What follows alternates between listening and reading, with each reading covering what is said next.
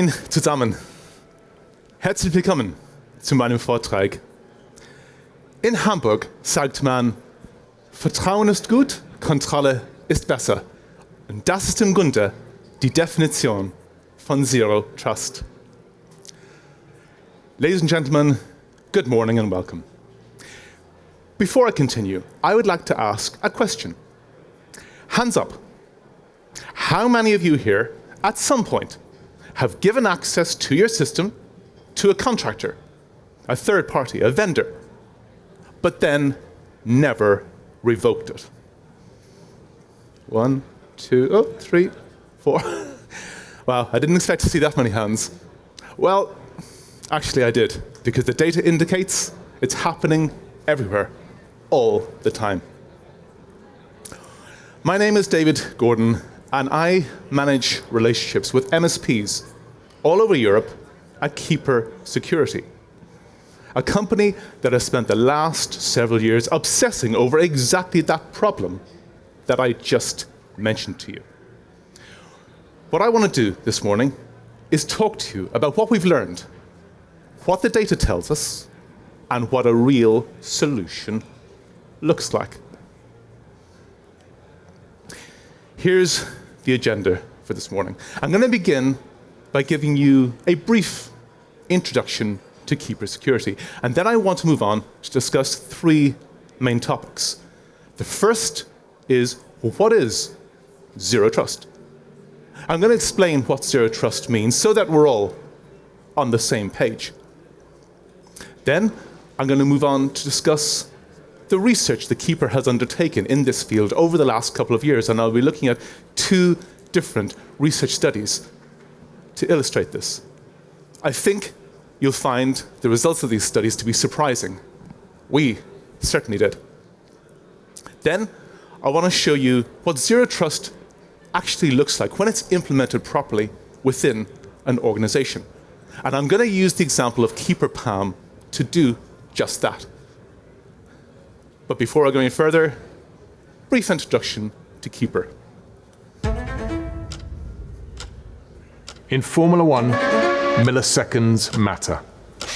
Controlling who gets access to what and when is mission critical. At the pinnacle of motorsport, securing access is non-negotiable. Unauthorized access can be the difference between developing a winning car and bringing our entire operation to a standstill. That's why Keeper PAM protects the critical resources that power our team. Cloud-first privileged access management, built for Zero Trust access at speed.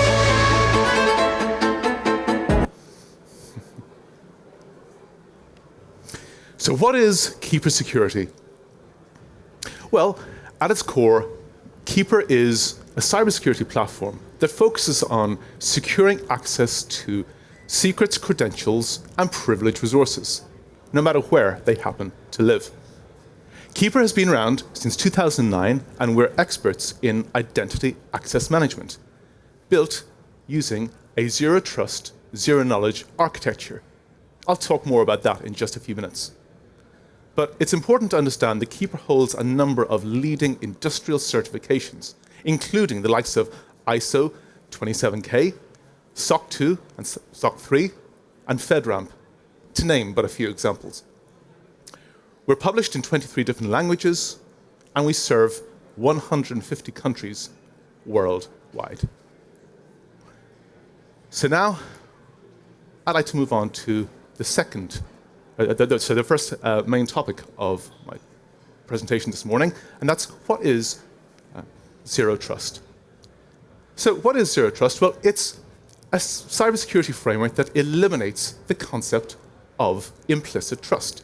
In simple, plain language, Zero Trust means never trust, always verify. And there are 3 key elements to Zero Trust. The first of these is assume breach. That is to say, we assume there has been a breach, even if there is no evidence of it. We operate as if there's already an attacker in our environment. The second element is to verify explicitly. Each and every single user must be explicitly verified. There's no such thing as a trusted user. Nobody gets a free pass, not the CEO, not the head of IT, nobody. The third element is to ensure least privilege. Users should only have access to those tools and resources that they need to do their core job. Nothing more. Now, perhaps you're wondering, well, why is zero trust so important? It's critical to prevent data breaches. In a zero trust architecture, even if a hacker infiltrates your network, he or she cannot move horizontally or vertically. Zero trust ensures authentication, authorization, and encryption at all levels of your organization. And most importantly, zero trust assumes that trust itself is a vulnerability. But it's important to acknowledge that we cannot accomplish zero trust without something else. Zero knowledge. What is zero knowledge? It refers to a principle whereby one party can prove to another that it knows a piece of information without revealing that particular information. Let's look at the traditional SaaS model as an example. Within the traditional SaaS model, the service provider usually has access to encrypted user data. That is to say, when a user's data has been encrypted, either at rest or in transit, the service provider can normally decrypt it. So there's always some level of implicit trust. That is not the case with zero knowledge. In zero knowledge, all encryption and decryption takes place locally on the user's approved device, phone, tablet, desktop, whatever it might be. That's what zero knowledge means. Now, it is important to understand that within the context of zero knowledge, it's really important that we keep privileged credentials secure at all times. And why is that? Because almost 3/4 of cyber attacks involve exploiting compromised privileged credentials. So it's really important that we keep them secure at all times. But that is not easy. First of all, many privileged access management tools are quite complex because they've been designed for an on-prem environment. Secondly, with the rise in remote working, most, if not all, organizations now operate within a hybrid environment, and that's not easy to keep secure. Thirdly, many organizations use siloed IT tools that don't always communicate well with one another. That can create gaps in visibility, which leave an organization exposed. Finally, many organizations now have huge numbers of credentials that they need to secure, and keeping them all protected at all times is a formidable challenge. So now, I'd like to move on to my second main topic this morning, and that's the research the Keeper has undertaken in recent years. During 2024 and 2025, Keeper undertook two different research studies that I'm going to talk about. The first of these was called Securing Privileged Access, the Key to Modern Enterprise Defense Systems. This study involved surveying 4,000 security and IT professionals who worked in organizations that had a minimum of 250 employees, and it took place over 8 different countries: US, UK, Germany, France, Japan, Singapore, Australia, and New Zealand. The second research study was called the Future of Defense Report. This study involves surveying over 800 IT and security leaders across 3 countries, US, UK, and Germany. And its purpose was to really explore the major cybersecurity threats that these professionals faced. So what did we learn from these studies? Well, first of all, more than half of those we surveyed had experienced some form of AI-powered cyber attack. Now just take a moment to let that sink in. More than half had experienced an AI-powered cyber attack.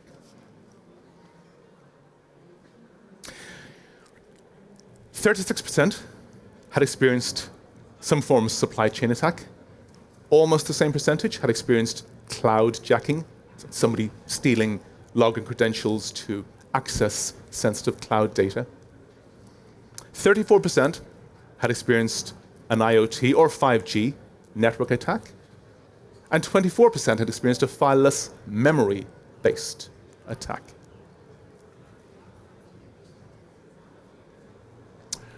Over 90% of IT and security leaders had observed an increase in cyber attacks over the last few years. AI, as we all know, has risen at an exponential rate over the last number of years, and hackers around the world are tapping into it every day. For instance, using AI to create very compelling, convincing phishing attacks, to give but one example. More than a third of IT leaders told us that they lacked defenses against these new AI-powered attacks. So while we've seen this massive spike in AI-powered attacks, many organizations do not feel adequately prepared to defend themselves against these attacks.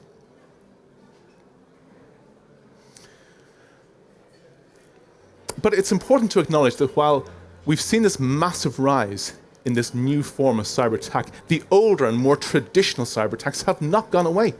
In fact, on the contrary, 60% of those we surveyed said they had experienced some form of phishing attack.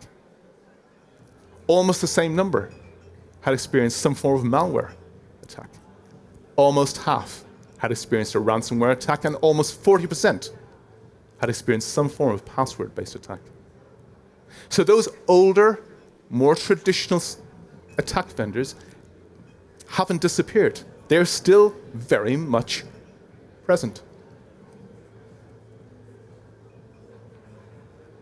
So what does that mean for us? Well, it means that we've entered a new era of cyber risk. Companies now have a huge and growing number of identities, both human and non-human, that they need to secure. Traditionally, many organizations have used a layered cybersecurity defense model consisting of disparate IT solutions. But that, as I've already touched upon, is leading to gaps in visibility. And gaps in visibility in 2026 can be detrimental to an organization's security. Finally, many organizations now have standing privileges and access rights, which are prime targets for hackers. And with the gaps in visibility, that can leave organizations very vulnerable. Now, I believe the Keeper Security has a solution to these challenges. But perhaps you're sitting there wondering, well, why Keeper? Well, first of all, Keeper offers you unified visibility. It offers you one single pane of glass in which human and non-human identities can be managed. Secondly, Keeper offers you context-aware, risk-based controls across all sessions and workloads. Finally, Keeper offers you cloud-native scalability. Because Keeper is a cloud-native solution, it can be deployed very quickly, at scale, and integrate seamlessly across the various different environments out there. Now, at this point, I would like to move on to the third and final part of my presentation. I want to show you what Zero Trust actually looks like when it's implemented properly within an organization. Let's take a hypothetical example. Let's imagine that you're a mid-sized organization. You've got an IT department, okay? You have a team of technicians, and these technicians occasionally have to administer and troubleshoot remote machines. Let's imagine one of the technicians in your department notices that one of the Windows 11 desktops that he or she administers has become slow, sluggish.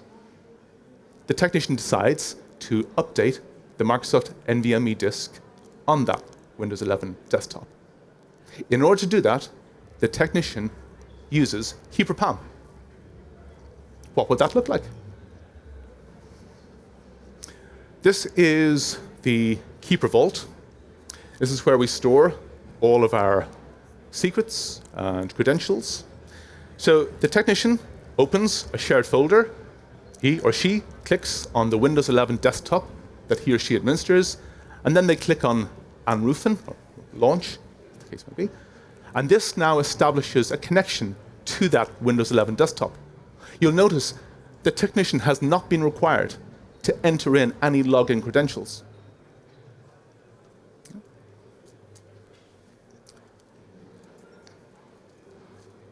So once the connection has been established, the technician simply logs in to the device manager,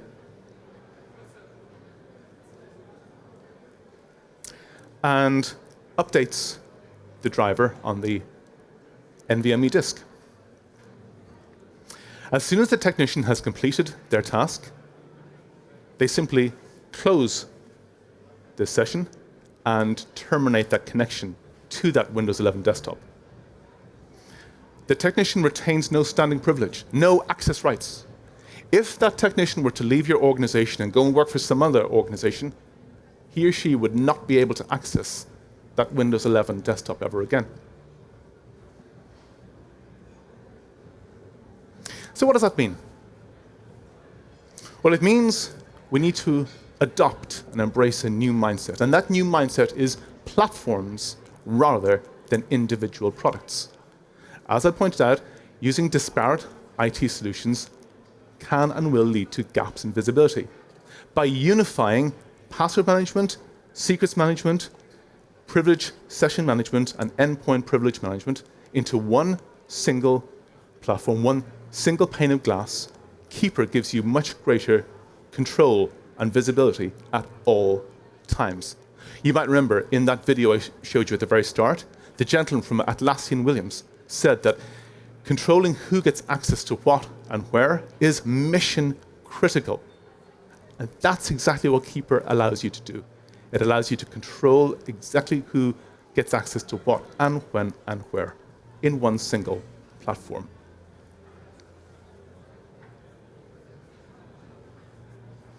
Now, perhaps you're wondering, well, how does Keeper PAM stand up against the more traditional PAM solutions? Well, first of all, cost is one major differentiating factor. Many of the more traditional PAM tools are quite complex, and that can drive up the costs. Keeper PAM, on the other hand, is cloud native. So that cuts out a lot of that unnecessary complexity and brings down the total costs overall. Secondly, speed of provisioning. Many of the more traditional PAM tools take weeks, if not months, to deploy. Keeper PAM, on the other hand, can be deployed within days. In the video I showed you at the very start, the gentleman from Atlassian Williams said that in Formula One, milliseconds matter. And I don't think that's unique to Formula One. I think speed is critically important to every industry now. Thirdly, ease of use. Many of the more traditional PAM tools are complex and require extensive training times. Keeper PAM, on the other hand, is very intuitive, very user-friendly, and that brings down the amount of training typically involved. Fourthly, visibility. As I pointed out, gaps in visibility within your cybersecurity program can be very serious. Many of the more traditional PAM tools don't offer you that high level of visibility. The visibility can be quite opaque. Keeper PAM, on the other hand, offers you complete visibility at all times. Finally, Keeper PAM is built with zero knowledge security from top to bottom. That's not the case with many of the more traditional PAM solutions.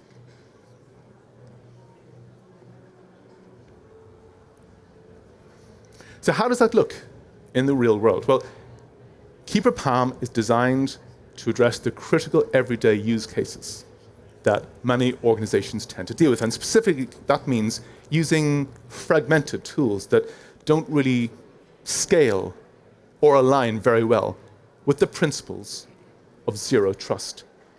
But, as I mentioned, Keeper is built with zero trust and zero knowledge. So it's designed to address those very challenges that many organizations are dealing with every single day. Keeper PAM helps you to reduce your overall risk, but it also helps you to operate much more efficiently and effectively.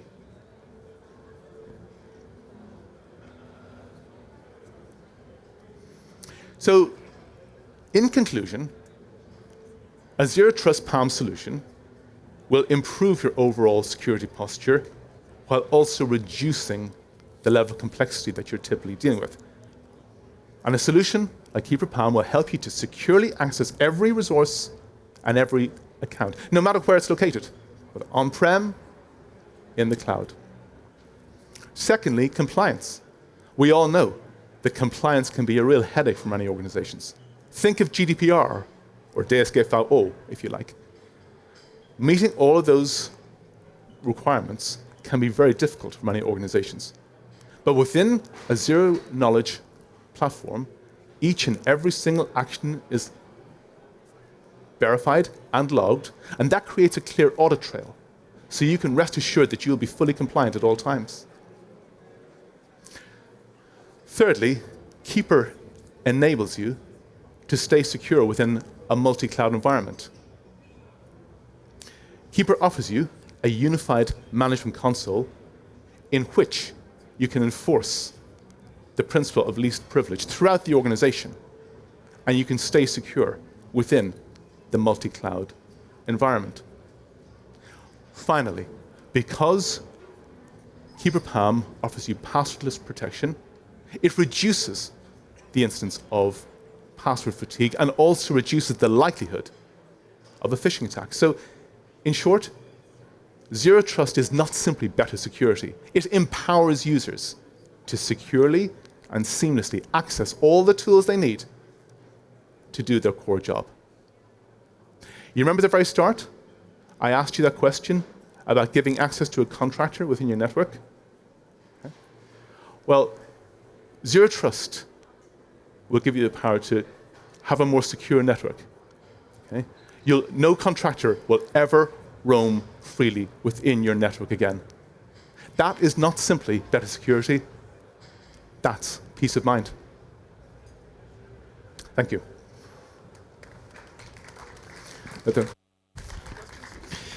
Thank you so much, David. Yeah, I see we have 6 minutes left, so we have 2 questions here from the audience.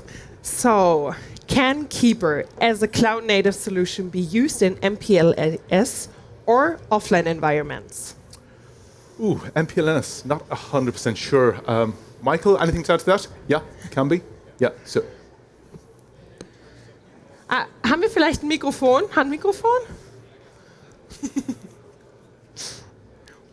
1 minute.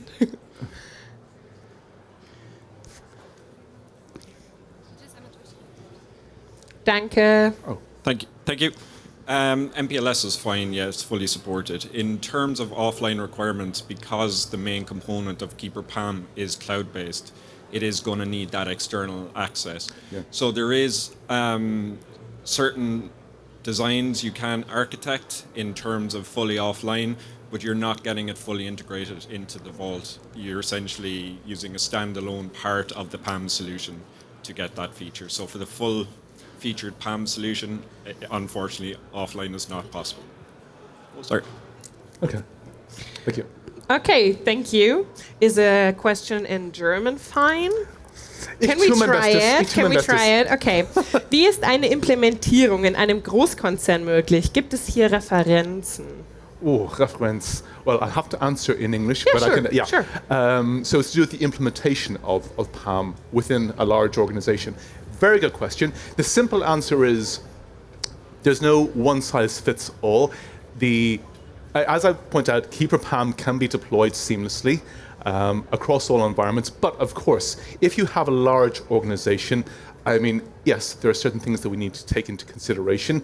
So I can't say it will take X amount of time or Y amount of time. What I can tell you is that we have a dedicated implementations team who will work with any customer of any size to ensure that Keeper is deployed seamlessly and give you all the support we need. So if there is anybody here who has any questions about implementing Keeper within a large organization, please come and talk to us at the booth afterwards, or we can set up a call at a later stage to discuss in more detail.